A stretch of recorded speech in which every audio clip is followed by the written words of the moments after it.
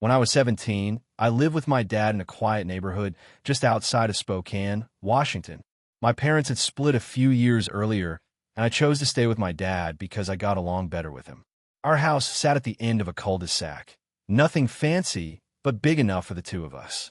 We were surrounded by woods on one side and only had neighbors to the left. The right side of our house looked out into a dense patch of trees that separated our street from a highway about half a mile away. It was peaceful, kind of beautiful in the winter, but also a little isolating.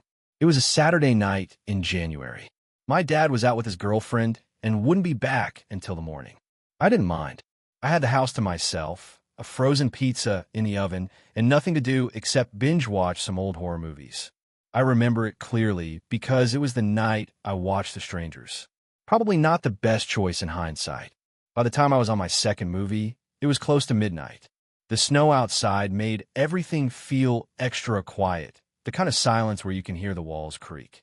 I was lying on the couch under a blanket when I noticed something strange. The porch light flickered. Just once. Then it came back on. I didn't think much of it. Old wiring maybe, but about 5 minutes later, I heard what I thought was a knock. Not on the door, on the window behind the couch. I froze. The TV was still playing, but I muted it and sat perfectly still. Another knock. This time softer. I slowly turned my head and looked at the window. The curtains were drawn, but I could make out a faint shadow, like someone was standing just on the other side of the glass. I didn't move. My heartbeat was in my ears. I reached for my phone and texted my dad. Hey, someone might be outside the house. Not sure. No reply. A few more seconds passed, and then came the third knock. But this one wasn't soft. It was deliberate. Slow. Like taunting. I got up and walked to the house. I got up and walked to the hallway, grabbing the metal flashlight my dad kept in the drawer. I peeked through the peephole in the front door. No one. I went back to the living room and quickly pulled the curtain open, but again, nothing. Just snow, trees, and the dim yellow porch light. That should have been the end of it. Maybe some kid messing around. But about 15 minutes later, it started again. This time, the back window. I didn't even go look.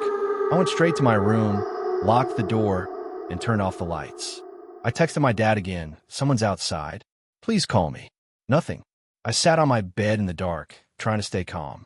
That's when I heard footsteps, crunching softly through the snow. Slow, steady. Then, silence. I was holding my breath, flashlight in one hand, phone in the other. Then I heard a sound I'll never forget. Breathing.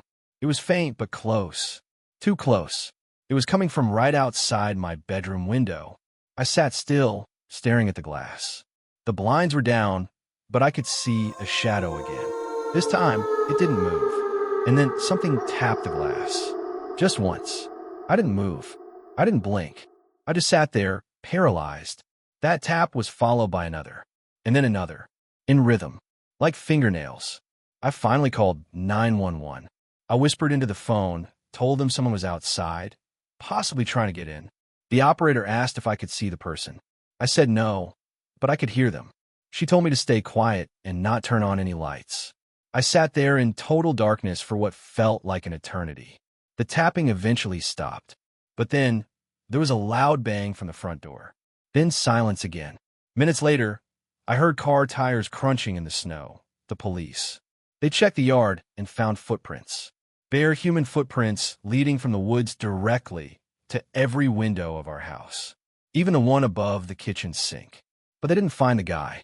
No sign of forced entry, just footprints and long, thin scratch marks.